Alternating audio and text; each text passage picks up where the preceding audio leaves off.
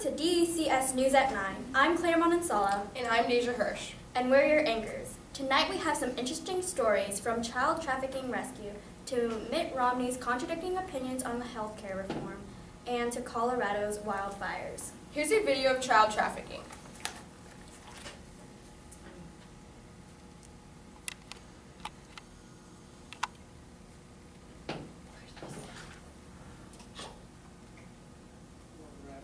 And rescued 79 children who were being held against their will in conducting child prostitution. The first step in this is to rescue the child. Once the child has been taken out of harm's way, that really the story just begins at that point. That's where the real work starts. These children are very damaged, very harmed, and they need a great deal of help. Many times the children that are taken in these types of criminal activities are children that are disaffected. They're from broken homes. They may be on the street themselves. They're really looking for a meal. They're looking for shelter. They're looking for someone to take care of them. And that's really the first approach that's made. Now to Cecily interviewing Officer Brown. Thank you, Deja. I'm here with Officer Brown, a cop that helped rescue the children. What's the age range of the children? 13 to 16. How many children were able to be brought back to their families? At least 79, but we're not sure that all of them have families. Do you think trafficking would be more common in the U.S.? Yeah, it's starting to, but it's more common in other countries. Should people in the U.S. take more precaution about their children's safety? Yes, they should. How many people from this that have arrested? 104 alleged pimps. What state and city did this event take place? 57 different cities around the nation, and over 2,500 officers and state troopers and sheriffs helped. Well, that's all the questions I have for you, Officer Brown. Thank you for your time. Now back to Deja and Claire. Thank you, Cecily. Now for a short break.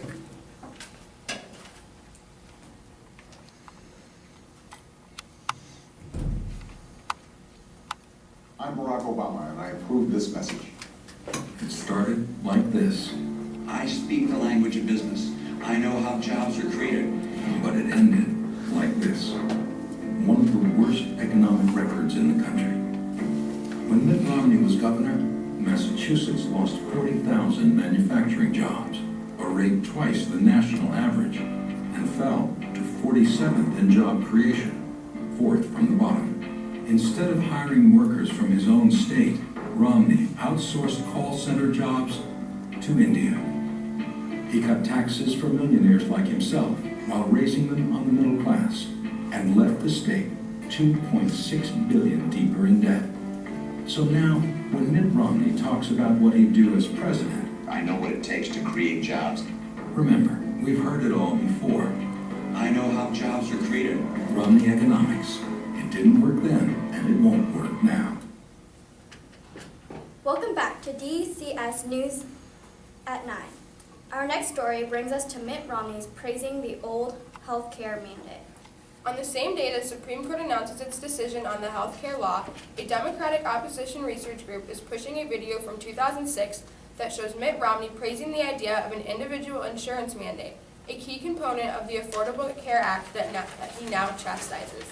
As former governor of Massachusetts, Romney signed off the law requiring individuals to purchase health insurance. Romney's opponent now point to the law as a way to paint presidential candidate as hypocritical when he blasts President Barack Obama's sweeping healthcare reform, which also includes a mandate. Well, that's enough about Romney. Here's another break.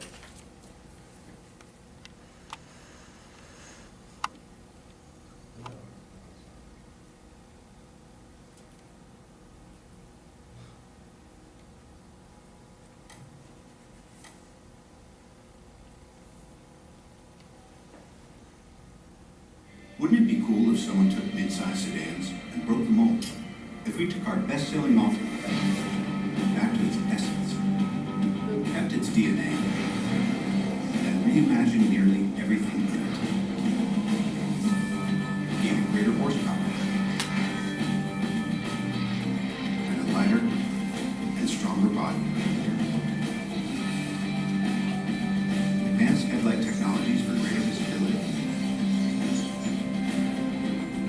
zero-gravity seats that reduce fatigue.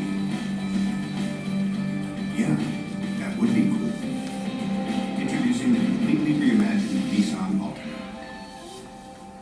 With best-in-class 38 mpg highway and better acceleration than Camry and Accord. It's our most innovative Altima ever. Nissan, innovation that excites. In other news, there's a battle between the Colorado Fire and the firefighters. We have Abigail and Emily. Abigail, who had evacuated her home.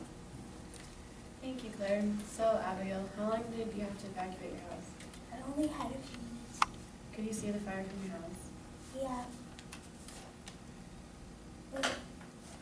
I saw smoke up the hill from my house, and the next thing I knew, the fire was coming toward the house.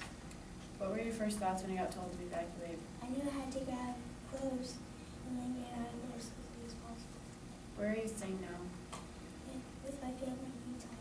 Do you have any children? No. Did you have any precautions in case you had to leave? I had precautions for tornadoes and that kind of stuff, but I was never prepared for anything like this, and I don't think anybody was. Well, thank you, Abigail. And now back to the studio with Deja and Claire. Thank you, Emily and Abigail. That is all for tonight. This is Claire Manansala. And I'm Deja Hirsch. Thank you for watching DECS News at 9.